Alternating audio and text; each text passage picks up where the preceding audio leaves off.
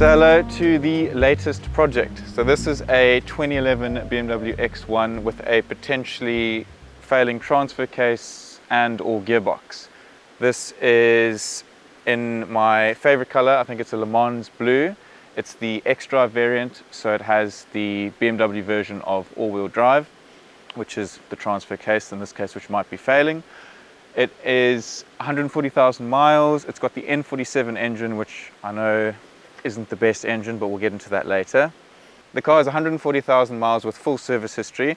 This is got the M Sport kit, so it's got the front aggressive bumper, it's got the side mirrors here, which are a bit more aggressive. We also have the side skirts and then the M Sport wheels.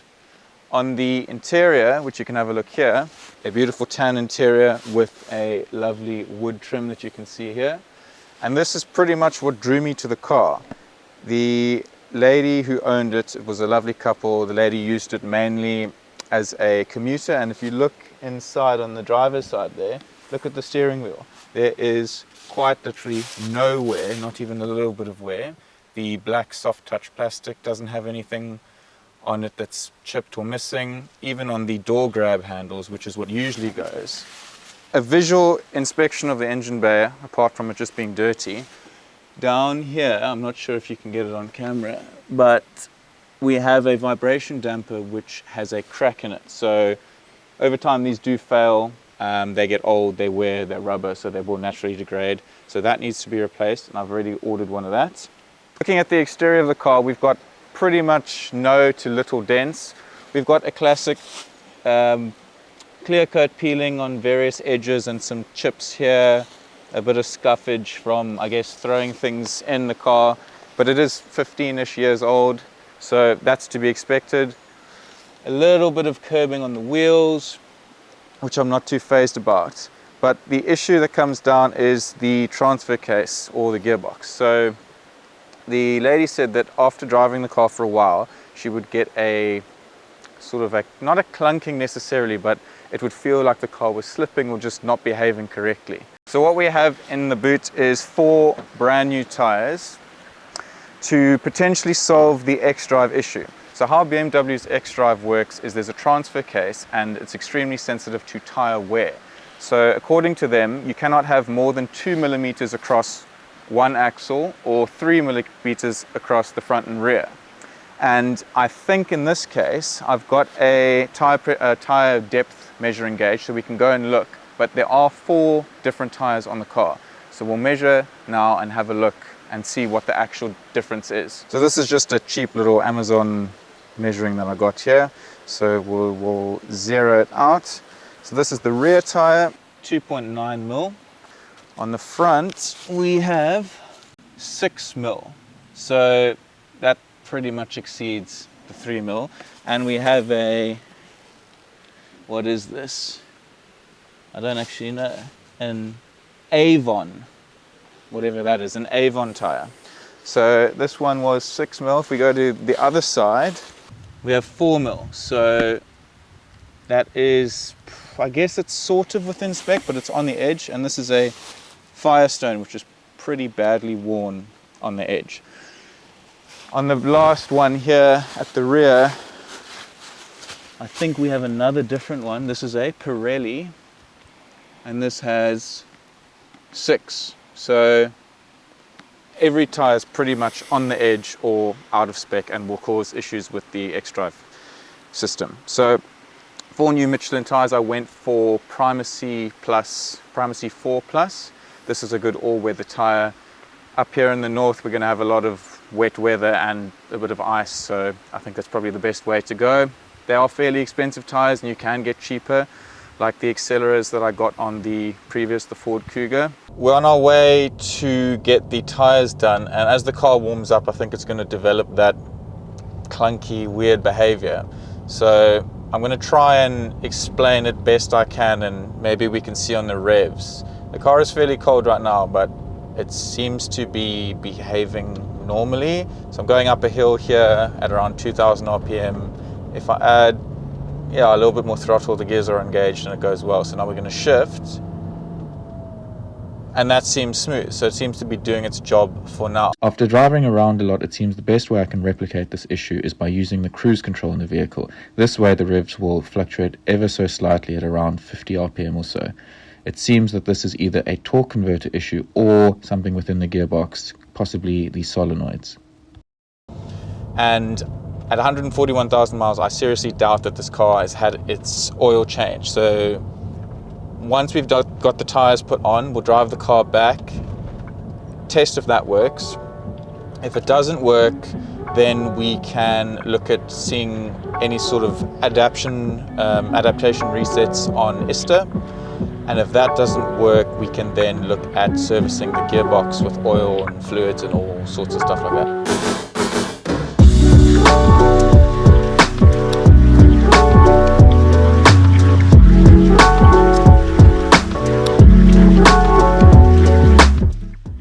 We've put the new tyres on and we've driven a short distance home. It was around 15 miles, and so far it seems like the issue has been fixed. There's no more clunkiness when I'm sitting in drive with my foot in the brake at a stop. So this has potentially fixed the issue. However, the gearbox still seems to be doing a rev fluctuation. So I'm thinking that has got to definitely be the fluid, which hasn't been changed. So we'll next have to do that at some point. But we've now connected the car up to the laptop with ISTA to read the fault codes that the computer will pick up. Some of these codes may be static and, I mean, it says existent or not, but some of them may be due to an old battery and various things. So starting at the bottom, we have the VTG ones, which I know are irrelevant. I'll clear those out and they shouldn't be there. If we go to the top, we have diesel particulate filter. So this is most likely due to the glow plugs. We have glow plug cylinder 2 and cylinder 1, which means that the car is not doing a regen. So this will naturally clog up the particulate filter. Other than that, we have oil pressure switch, but that is a no. A charging pressure actuator, I'm not too sure. That is potentially turbo related and could be expensive, but I guess we'll find out. The PDC, which we know, so that's the rear left, which I can replace. And then I think these three are just probably static codes that I can erase. I took the car for an MOT. We've just got it back, and unfortunately it did fail, but only on the front control arm, so nothing too major. I've ordered those and we'll replace them as well. So what we'll do is we'll get the glow plugs, we'll disassemble everything in the engine bay. I'll let the glow plugs soak for a bit, and while those are soaking, we can do the control arms and the crank pulley vibration down.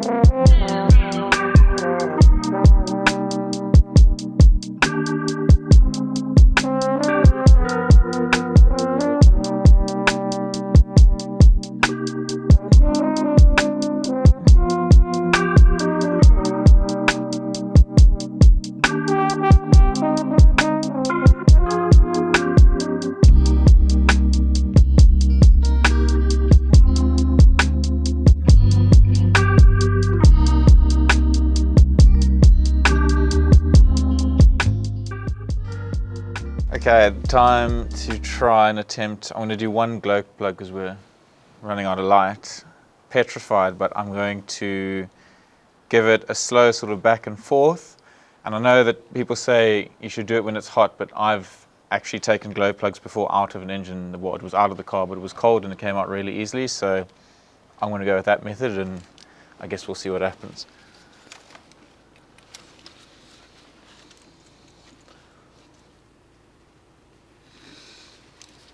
I think it moved a little. Jesus. It's a bit hectic. Don't know. Is it breaking or coming off? I think it's coming. I'm gonna go back a little because I got like a full turn there.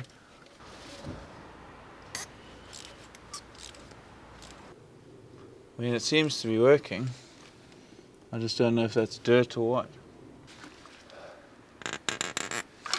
I mean, it's still solid. The whole thing is still solid, which is good. Go back in, Brett. I don't know if it's like dirt or...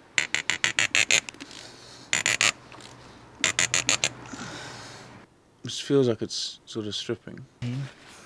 20.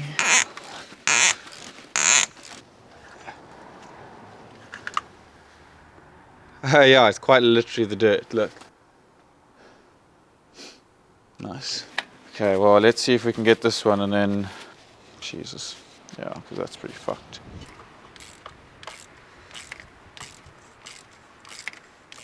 Going in pretty easy. Thing, does it stop? One glow plug done. What I really need is an air compressor, but something for the future. This should work for now. A couple days later, as that was a bit of a precarious situation, we've upgraded our tools. So we've got a little small Draper air compressor here, which should at least blow out all of the dirt there, so we won't have any dirt potentially going into the cylinder and to grind around the threads. Obviously we need a air compressor hose and a little gun to go with it. So we'll turn this on now and then give it a bash, and hopefully this should go a lot smoother.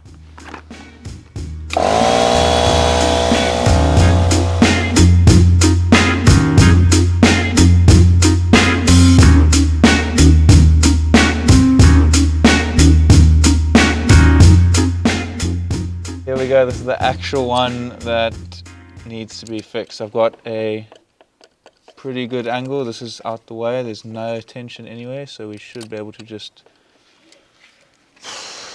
hope and pray here. Wow.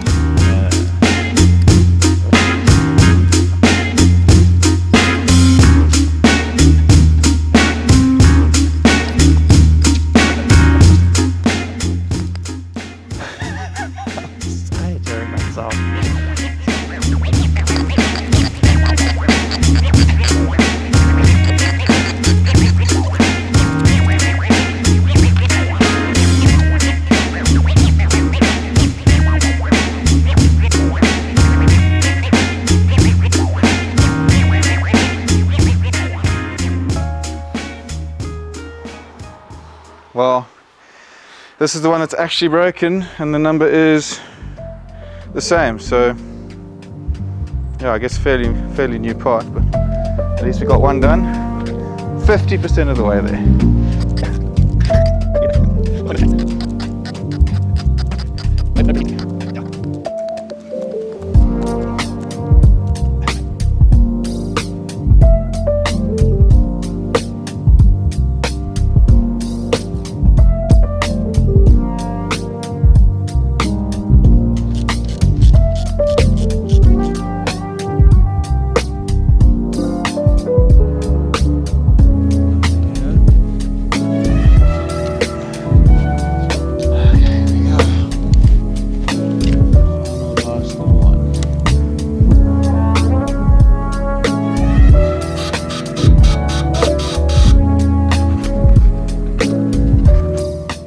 We are solidly in. So I put in all of the 4 glow plug connectors. Now just putting back the return line, so we just push it on and then push that down, clip it on, push it down, clip it on, push it down.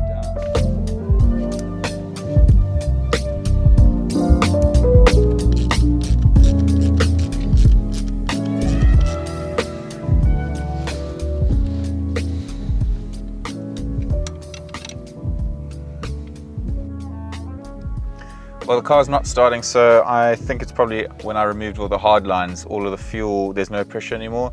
So I'm going to try and manually bleed it so I don't burn out the starter, trying to continuously start the car.